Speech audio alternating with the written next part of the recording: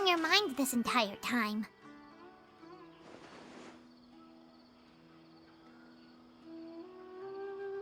Traveler, Paimon.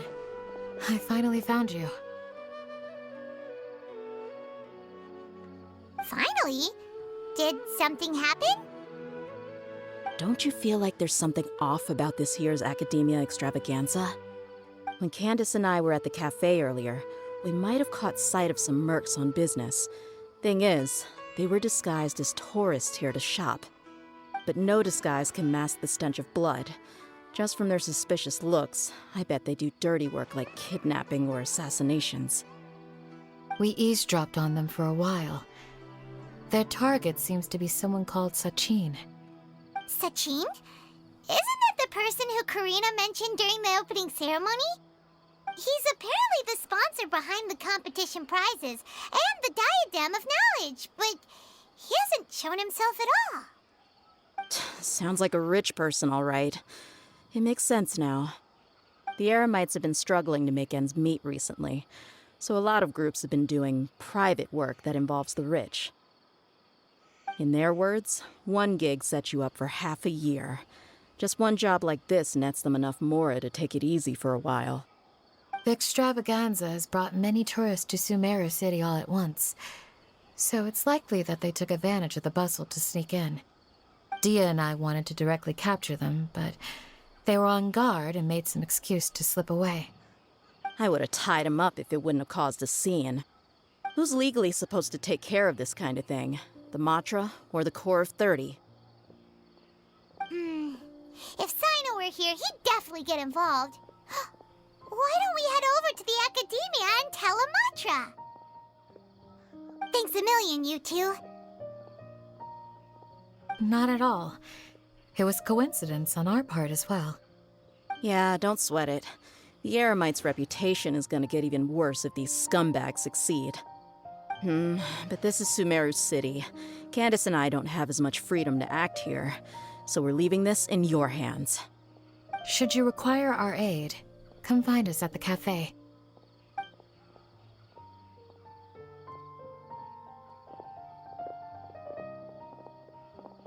Paimon's noticed that something's bugging you. Is it the extravaganza? 'Cause Paimon's starting to think that there's more than meets the eye here, too.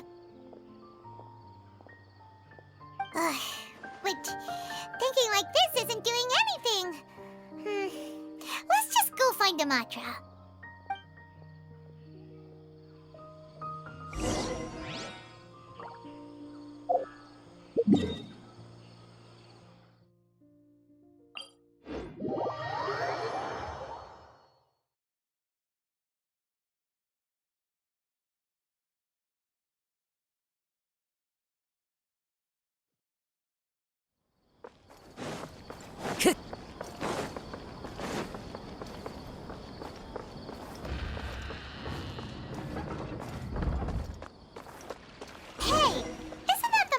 Investigated Siraj with? Arav, wasn't it? Let's go talk to him.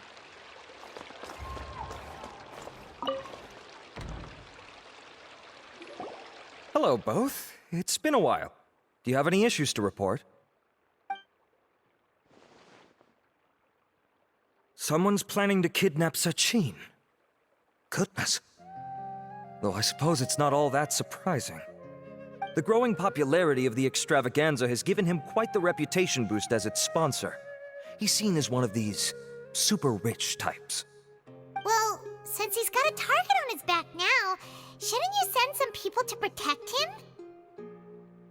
To tell you the truth, we've thought about doing just that. However, Sachin apparently prefers to spend most of his time out doing field work, and hardly ever comes back to Sumeru City. No one has been able to contact him. Our only lead is something he once said. Each time the Interdarshan Championship is held, I will be watching from close by to choose a suitable person to inherit my estate. Assuming he remains committed to that promise, then he must be right here in the city somewhere. I suspect that the Eremites in question must have heard about that as well, and decided to come here and try their luck. So they shouldn't know where Sachin is either, right? I would assume not. Anyway, Mahamatra Saino is still on vacation, so I'll handle this. Don't you worry. A couple of kidnappers aren't gonna get very far in Sumeru City these days. I have my ways of forcing them out into the open. All of that said, if you're interested in Sachin's story, why don't you try tracking him down as well? The sooner we ascertain his whereabouts, the quicker we can act to ensure his safety. I mean, you could task all the Matra and the whole Corps of 30 with someone's protection, but if the client doesn't show themselves, there's nothing we can do to help them. Fair point. Guess we should start searching for him too, but where should we start? None, I'm afraid. He's never committed any crimes or broken academic protocol, so we don't have a very detailed file on him. I've heard that Alhaitham has now stepped down from his post as acting Grand Sage and is back to being the scribe again. Maybe it's worth checking to see if he knows anything. Good idea! Okay, we'll head back to the extravaganza venue and see if we can find him.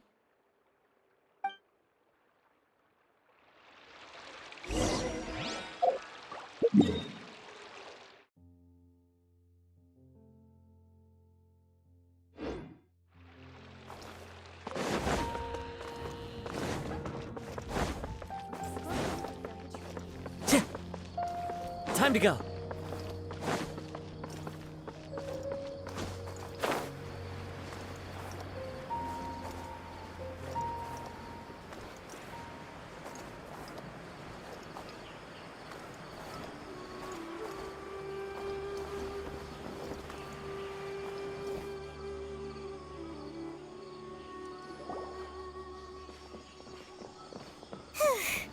Hey, Nilu, have you seen Alhaitham anywhere? Alhaitham? Why, what is it? We're trying to track down someone and we need him to pull up some records for us. Oh, I see. Sorry, I don't know where he went. He's always the first to leave after the competition ends, and he never tells anyone where he'll be going. Huh. Yeah, actually, that sounds about right for him. Let me think. To be honest, he doesn't seem very interested in the extravaganza, so he probably doesn't stick around longer than he has to. To him, being a commentator is just extra work he was roped into. Do you guys know of any places he'd go after work? Ooh, maybe. Paimon remembers that his house isn't that far from here, so we might as well check it out.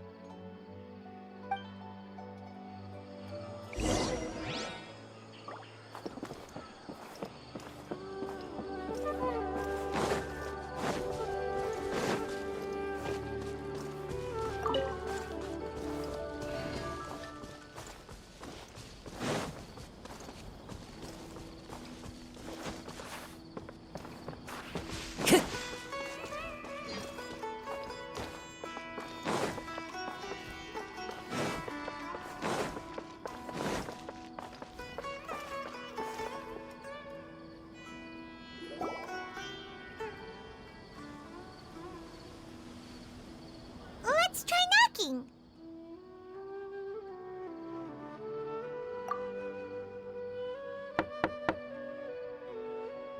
No answer? Maybe no one's home. Hello? Alhaitham? Are you in? We need your help with something. Oh, it's you two? Oh, Kaveh, you're home! Come on in, I'll get the door for you.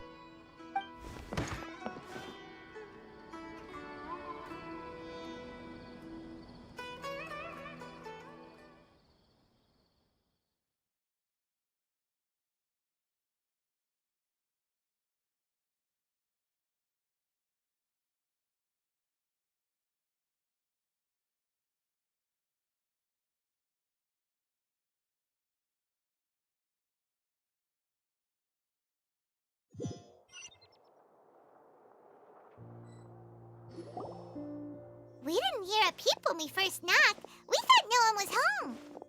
Well, I can't be too careful. If someone from the academia came here looking for Alhaitham, and I opened the door for them without thinking, before long the whole city would know that I'm living here. You're pretty conscientious about this, huh? So, what happens if someone comes inside looking for him while you're at home? It's fine, as long as I stay in my own room. Anyway, why would someone just barge in here looking for him? Most people have better things to do. Fair enough. So do you know where he is at the moment? What do you think? Who knows what he does in his free time? All that matters to me is that he's out of the house. I wouldn't call it that. He's just incapable of saying anything pleasant at all. I told him how the second round went. I won the lot draw, remember? Because of good karma, of course. My luck's on the rise. But him, being him... Oh, you wouldn't believe what he said after I was done talking! You're always quick to remind me that you're my upperclassman, and yet you do not problem solve in the manner becoming of an upperclassman. This begs the question of why we attach prestige to seniority at all. What does he mean, manner becoming of an upperclassman? What, am I supposed to earn the title of upperclassman now? And he didn't stop there. He said, I'd encourage you to reflect on why you've ended up having to rely on luck every round. Frankly, it's incomprehensible to me how you've managed to make it to this age without acknowledging the proverbial elephant in the room of your life. Yeah, that does sound like something Alhaitham would say.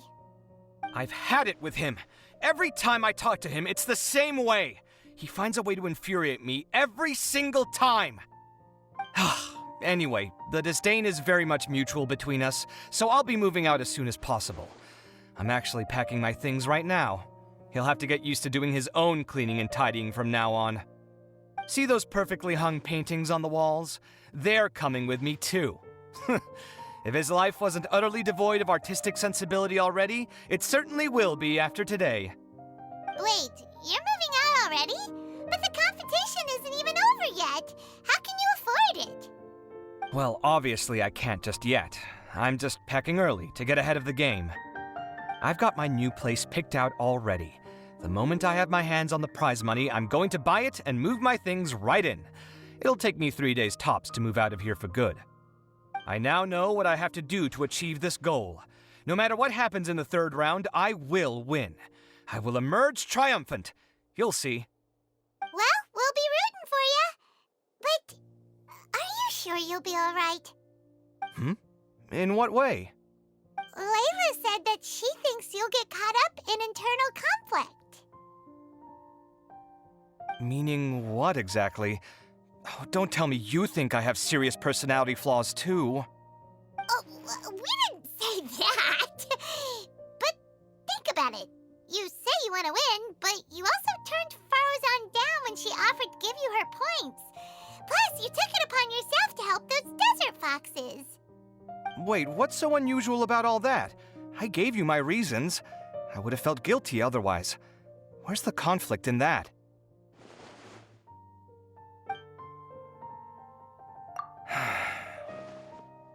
Well, when you put it like that, yes, why indeed? It's a good question. I guess it's just in my nature. Plus, if I just did nothing, then there'd be no escaping the blame if something bad came of it later down the line. But thinking like that all the time must make your life so exhausting. Not to mention that by helping out, you put yourself at risk. Fainting in the middle of the desert, for example. Was that really worth it? It's complicated. Look, let's maybe leave this conversation for another time. What was it you needed Alhaitham's help with, anyway? Sachin? Huh.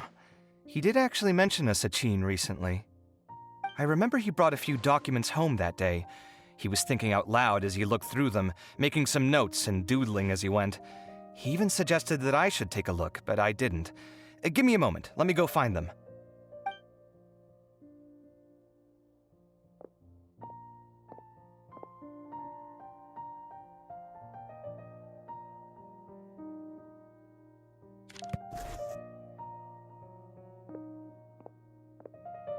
Ah, this is the one.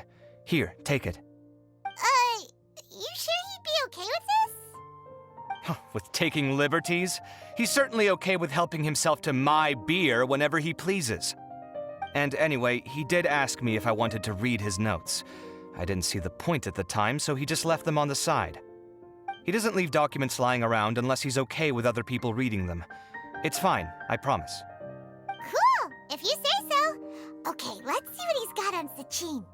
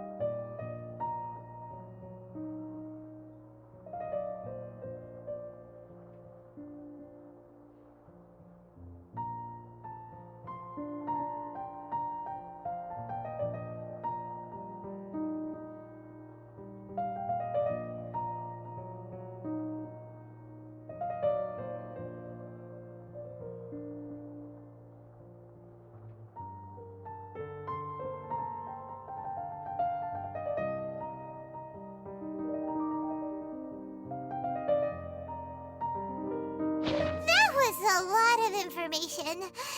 Paimon's getting a headache. So, to sum up, Sachin put the academia in charge of managing his estate and went off to do research, right? He even said that if he really liked one of the contestants, he wouldn't just give them a reward, but his entire estate as well. Oh, that must be worth heaps and heaps of mora. What? Are you serious? All of Sachin's wealth, that's more than I could spend in a lifetime, surely. Heck, if I got chosen, I'd be able to pay off all my debts, then buy a new place, and still have cash to burn. I could build another Palace of Alcazar's array, except this time I'd make it 10 times bigger. Oh, then there's that new project in Port Ormos, of course. The bridge renovation. To do it properly would take upwards of... Hey, snap out of it! You're getting way ahead of yourself there, mister. You're right. First I need to focus on winning and moving out of this place. Huh? Wait a moment. There's a loose slip of paper tucked in between these pages. Did Alhaitham write this? It looks like he was jotting ideas down as he was thinking things over. Let's see. 2 phrases have been circled. Sachin, dead or alive, unknown, and diadem of knowledge. Some of this stuff is just plain incomprehensible. Is this written in some other language? Let me see. Huh. I recognize this script. Give me a second. Lofty ideals may provide no defense at all against nihilism, but perhaps little decisions can. That's a rough translation anyway. I can't guarantee it's 100% accurate. There's another smaller line of text underneath. Why would he bring that up? Wow, it's so cool that you can actually read this script! We worked together on a project once when we were students. The title was Decoding the Runes and Architectural Philosophy of the Ruins of King Deshret's Civilization. I had to familiarize myself a little with this script at the time. Oh, interesting. So, any idea what Alhaitham meant by all this? Who knows? The way his mind works is one of the great mysteries of the world. Fair enough. Well, guess we've learned all we can here. Yeah, he better catch those crooks. But until then, let's just head out for a stroll.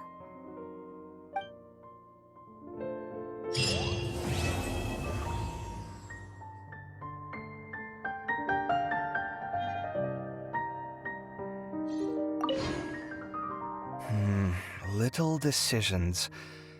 What could have been going through his mind when he wrote that?